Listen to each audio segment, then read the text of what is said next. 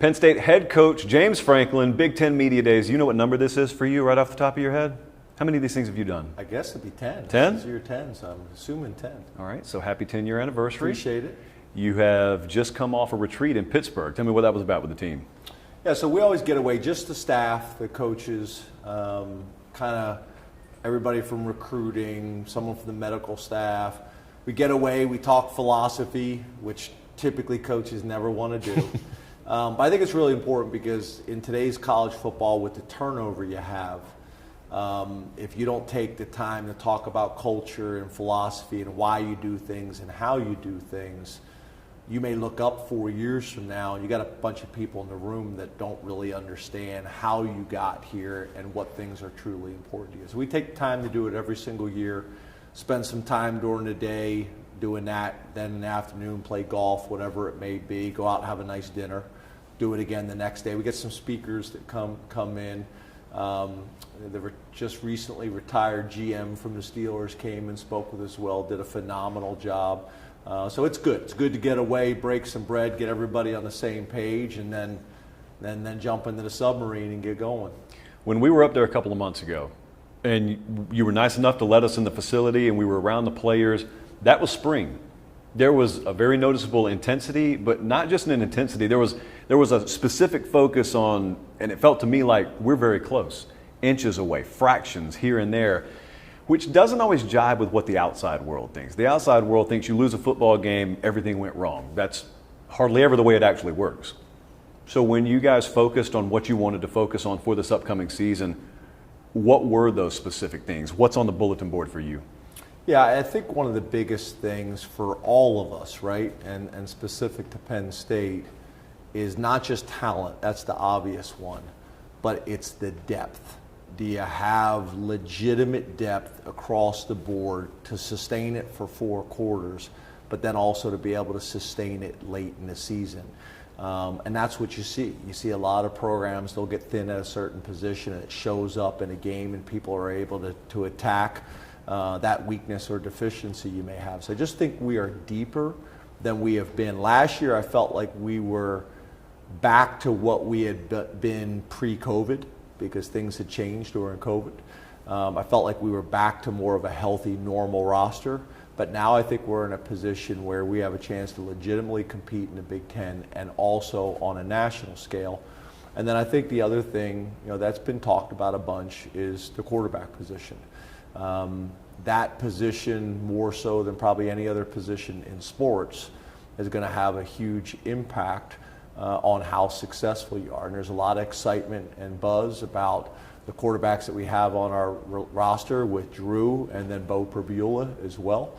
Those 2 guys are competing. Obviously, Drew played last year in 10 games and did a ton of good things. So it's an exciting competition, but it's also a lot of excitement about that position and where they can take us. How do you feel about your wide receiver position? So that was probably one of our question marks going into the spring and the summer of figuring out who that third wide receiver was going to be, and then also the backups.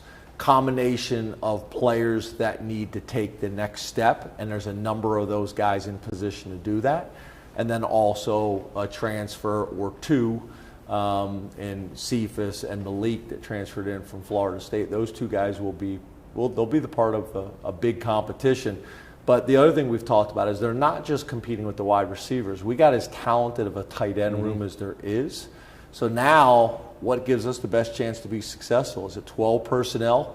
Because our 12 personnel guys have the ability to play like 11 as well. They're true H-backs that can play the slot receiver or line up in the backfield as a traditional H-back or tight end. Or is it that third receiver? How much do you get into looking at your actual schedule? Because every single Sunday morning, I see you, boom, boom, boom, just emphasizing next team, next opponent, multiple Man, it's tough to say later in the day. Yeah. But in this time of year, how much do you look ahead and say, all right, double road game stretch here, 6 games after a bye in a row here, we're playing 3 rested teams. How much do you get into that, or do you just kind of say it'll get here when it gets here? Yeah, I think you're doing it from a strategy standpoint. To your point, okay, here's the bye week. What does that look for us? Let's make sure everybody has the bye week schedule so we can plan recruiting events or whatever it may be. Here's Michigan State, who we're playing on a Friday. I don't think we've ever played on a Friday during the season. How does that impact us? What does that work week is going to look like? What's the schedule? Because what I don't want is I don't want to wait till that week to give everybody the plan and they're uncomfortable. As the head coach, you're trying to eliminate as many distractions as you possibly can. That is one of them. So it's more from a strategic standpoint than anything else of things that may be different. After that, we can't control it, we can't change it, we can't impact it. So let's focus on the things that we can, which is our next opponent. When I see head coaches interviewed, it seems like you guys are asked about probably 80% stuff off the field and maybe some football questions mixed in here and there. So I'll just ask you, you can take it anywhere, portal, NIL, Congress, whatever. What is the thing you watch or you listen to talked about the most right now where even you say, first off, that's not my area of expertise. Secondly, I have no idea. People ask me about it. I have no idea because a lot of this stuff, I have no idea.